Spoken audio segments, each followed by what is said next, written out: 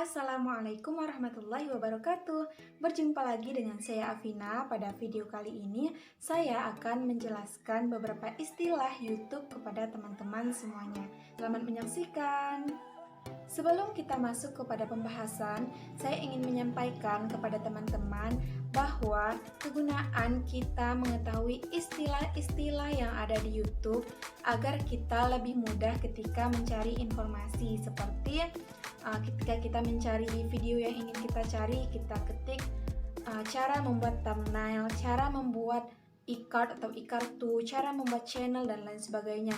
Daripada kalau kita tidak tahu istilah yang ada di YouTube, pasti kita akan kesulitan untuk merangkai kalimat yang ingin kita cari di mesin pencarian. Misalnya cara mencari tutorial gambar yang ada di sebelum video YouTube, kan itu kan kepanjangan. Jadi kita menggunakan istilah yang ada di YouTube sehingga mesin pencari YouTube mudah menemukannya. Yang pertama, yaitu yang paling dasar, ialah channel YouTube. Apa sih itu channel YouTube?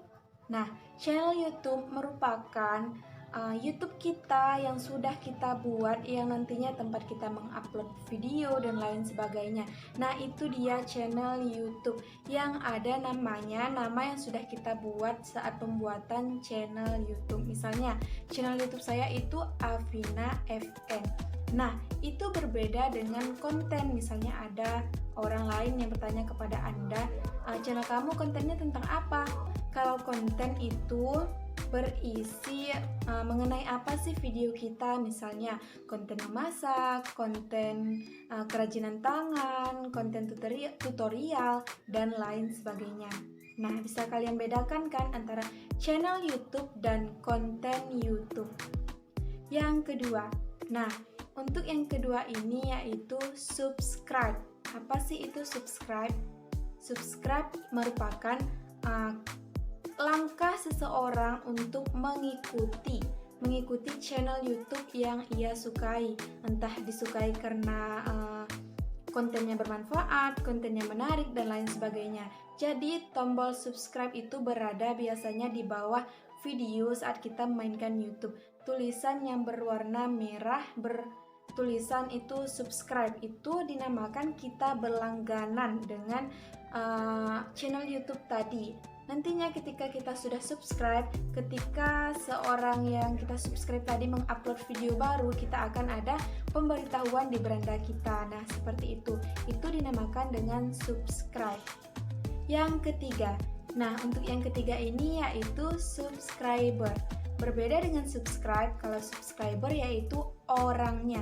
Orang apa? Orang yang sudah mengikuti channel YouTube yang kita sukai tadi, yang kita subscribe tadi. Nah, subscriber ini merupakan jumlah pengikut pada channel seseorang. Misalnya, subscriber saya pada saat ini berjumlah 183. Nah, seperti itu. Itu dinamakan subscriber. Jadi, beda antara subscribe dan subscriber. Kalau subscribe ialah pekerjaannya, misalnya langkahnya atau sesuatu yang akan dipekerjakannya tadi. Kalau subscriber itu pemiliknya atau pelakunya. Jadi seperti itu, teman-teman. Nah, yang keempat yaitu subscription. Subscription, ya. Itu berbeda lagi dengan subscribe ataupun subscriber. Subscription itu biasanya berada di bawah layar kita ketika kita membuka aplikasi YouTube.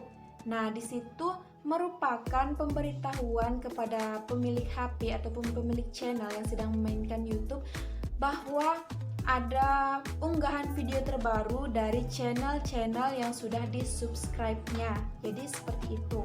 Itu dinamakan subscription. Ngucapinnya saja sulit. Yang kelima yaitu thumbnail. Nah, apa sih itu thumbnail? Sebelum video ini saya sudah ada membuat tutorial thumbnail, ukuran thumbnail, dan lain sebagainya. Jadi, thumbnail merupakan istilahnya itu cover video. Biasanya thumbnail itu berada di ketika video yang belum kita buka, tampilannya kan itu beda ketika videonya sudah kita putar. Nah, yang sebelum kita putar tadi, ketika di awal itu dinamakan thumbnail YouTube, thumbnail video YouTube. Apa fungsi dari thumbnail?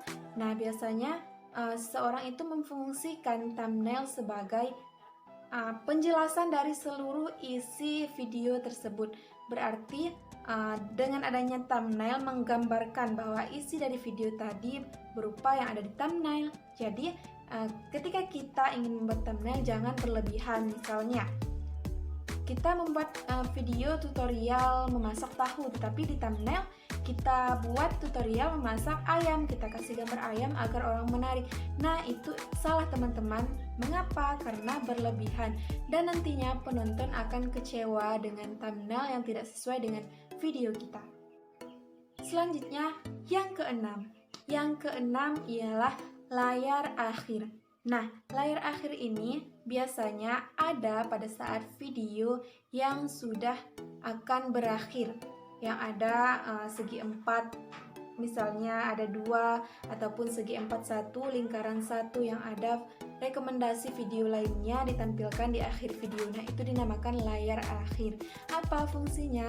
Fungsi dari layar akhir ialah menandakan bahwa kita sebelum ini sudah pernah mengupload video dan video tersebut ingin kita sarankan kepada teman-teman yang menonton video yang saat ini ia buka, seperti itu. Yang ketujuh, e-card ataupun e-kartu.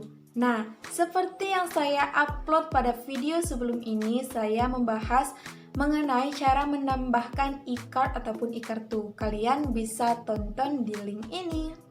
E-card ataupun e-kartu ini fungsinya ialah menampilkan link ataupun halaman video kita di atas seperti ini misalnya, agar orang lain bisa mengklik saat membutuhkan video tersebut. Biasanya kan kita sering melihat e-card ataupun e-kartu ditampilkan setelah ada penjelasan misalnya, dan misalnya seorang itu berbicara, saya pernah mengupload video sebelumnya yaitu mengenai tutorial ini misalnya ditampilkan di atas ini.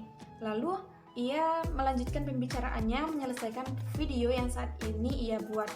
Jadi ketika seorang ingin melihat tutorial yang belum pernah ia lihat sehingga sulit ketika memahami video yang saat ini ia tonton, maka ia bisa melihat video yang ada di e-kartu ataupun e-card, seperti itu teman-teman. Nah, ada 8 istilah yang kita bahas pada hari ini, semoga bermanfaat bagi kita semuanya. Bagi teman-teman yang masih pemula seperti saya ini, penting untuk kita memahami istilah-istilah yang ada di YouTube. Dan ketika kita sudah tahu istilah-istilah tersebut, kita pelajari lalu kita terapkan kepada channel kita. Semoga channel kita berkembang sesuai keinginan kita. Amin ya rabbal alamin. Saya mohon maaf apabila ada kesalahan. Saya ucapkan terima kasih kepada teman-teman yang selalu mendukung saya. Bagi teman-teman yang belum subscribe channel YouTube saya, silakan subscribe, klik tombol merah di bawah, tombol subscribe yang ada di bawah video, tulisan merah subscribe, agar kalian tidak ketinggalan video-video terbaru saya. Terima kasih. Saya akhiri. Wassalamualaikum warahmatullahi wabarakatuh.